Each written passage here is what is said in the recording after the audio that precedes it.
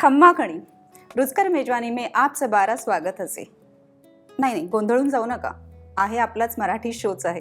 पण आज आपण जयपूरची एक फेमस डिश बघणार आहोत, ती म्हणजे आलू प्याज कचोरी. तर करूया सुरुवात. मी शेफ मानसी तुम्हा सर्वांचं रुचकर मेजवानीमध्ये पुन्हा एकदा स्वागत करते. सगळ्यात अगोदर आपण सारणाची तयारी करूया. कचोरीच्या अगोदर मी गॅस ऑन करून घेते. पॅन तर ठेवलेलाच आहे आपण. एक 3 ते 4 चमचे आपल्याला लागणार आहे तेल. आपलं तेल आता छान गरम झालंय. आता आपण यामध्ये हिंग घालूया. जवळपास मी 1 चमचा घेतली आहे. त्यानंतर एक 3 ते 4 कढीपत्ते. आणि आता आपल्याला सगळ्यात महत्त्वाचा इन्ग्रेडियंट घालायचा आहे, तो म्हणजे हा मसाला. आता हा मसाला मी तयार कसा केलाय, 1 चमचा सोप, 1 चमचा जिरे आणि 1 चमचा धने हे सगळं भाजून त्याची थोडी जाडसर पूड करायची आपल्याला.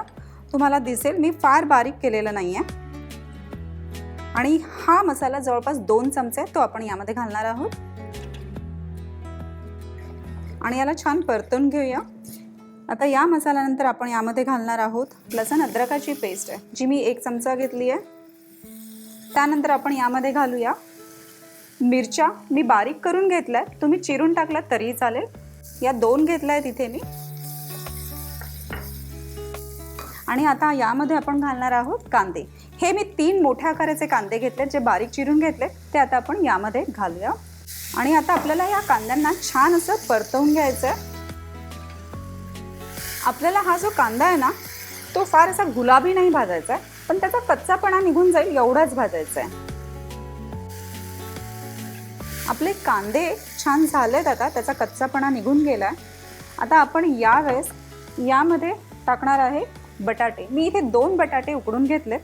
बटाटे आपल्याला हातानेच कुस्करून टाकायचे, म्हणजे अगोदर मी चिरून वगैरे घेतले नाही आहे, कारण आपल्याला ते खूप असं मॅश झालेले नको आहेत. आता यामध्येच मी इथे 1 ते 1.5 चमचा बेसन घेते, ते सुद्धा आपण यामध्ये घालणार आहोत. थोडी कोथिंबीर घालूया.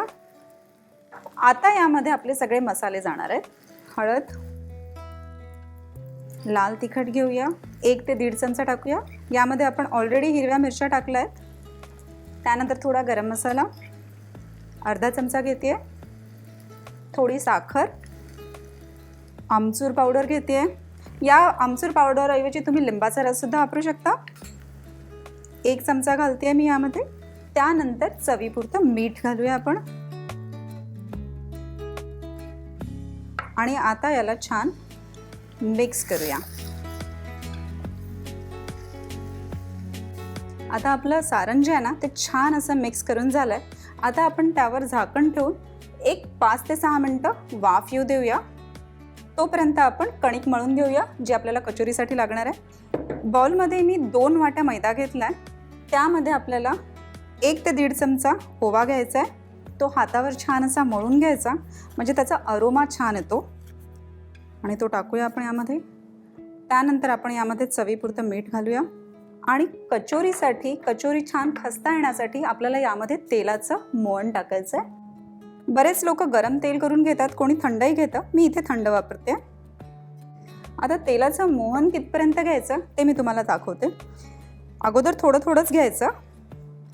तेल आपल्याला कितपत हवं आहे ते बघण्यासाठी आपल्याला छान मिक्स करायचं आहे. आणि मिक्स केल्यानंतर जर आपल्या हाताने असा इझी गोळा बनत असेल ना, याचा अर्थ आपलं मोहन व्यवस्थित झालेलं आहे. आता आपलं हे छान मिक्सचर तेलामध्ये छान मिक्स झालं आहे. आता आपण याला पाण्याने भिजवूया. कचोरीच्या कणकेसाठी खूप असं पातळ किंवा खूप घट्ट अशी कणिक नको आहे. आपल्याला नॉर्मल कणकेसारखं याला भिजवायचं आहे. त्यामुळे हळूहळू पाणी टाकून आपण याला भिजवूया.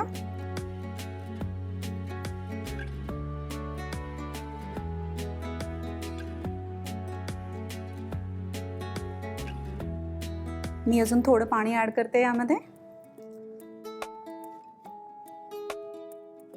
आता आपली कणिक जी आहे ना, ती छान मळून झाली आहे. आता याला आपण थोडंसं तेलाचा हात लावूया. अगदी थोडंसं घ्यायचंय.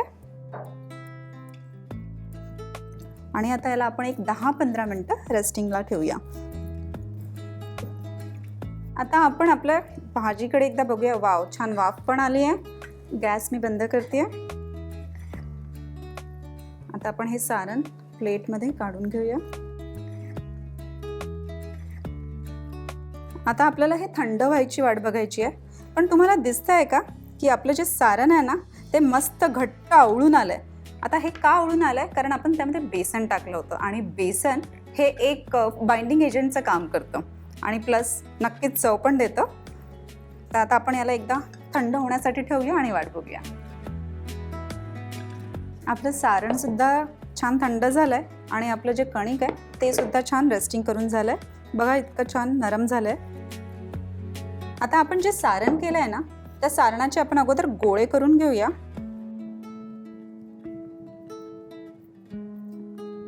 आता साधारण इथे मी 5 गोळे तयार केलेत आणि बाकीचे आपण नंतर करूया. मी तेल अगोदरच तापायला ठेवलंय. आता आपण कचोरीच्या पुऱ्या तयार करायला घेऊया.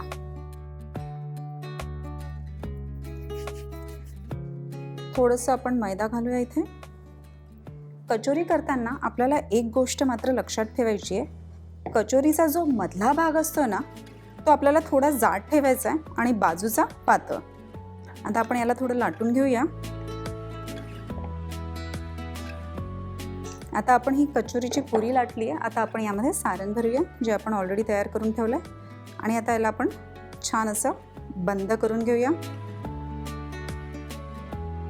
आणि आता याला आपल्याला परत थोडंसं थापून घ्यायचं आहे कचोरीच्या आकारामध्ये. आता ही कचोरी आपली छान तयार झाली आहे. आता ही आपण प्लेटमध्ये ठेवूया आणि बाकीच्या कचोऱ्या सुद्धा बनवून घेऊया.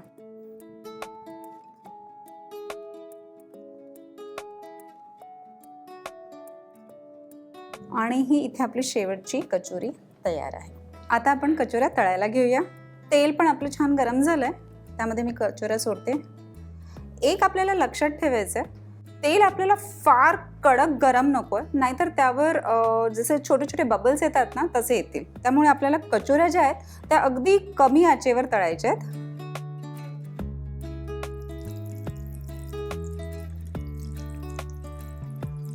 आता आपण याला पलटवून घेऊया.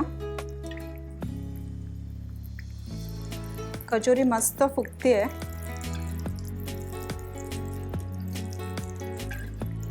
आपल्या कचोऱ्या मस्त छान तयार झाल्यात आणि रंग सुद्धा सुरेख आलाय आणि फुगल्या सुद्धा छान आहेत.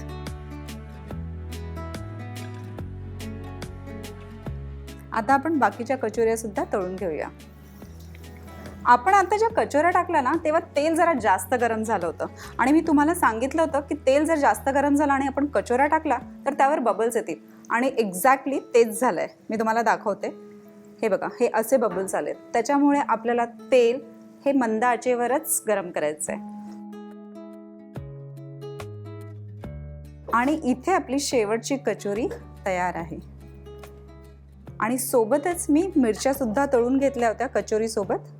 त्या सुद्धा आपण ठेवूया इथे. आणि इथे तयार आहे आलू प्याज कचोरी. याचा आनंद तुम्ही हिरवी चटणी किंवा चिंचेची आंबट गोड चटणी आणि दही यासोबत सुद्धा घेऊ शकता. तुम्ही जर आतापर्यंत रुचकर मेजवानीला सबस्क्राईब केलं नसेल तर नक्की करा, लाईक करा, शेअर करा आणि अशाच छान छान रेसिपीजसाठी बघत राहा रुचकर मेजवानी.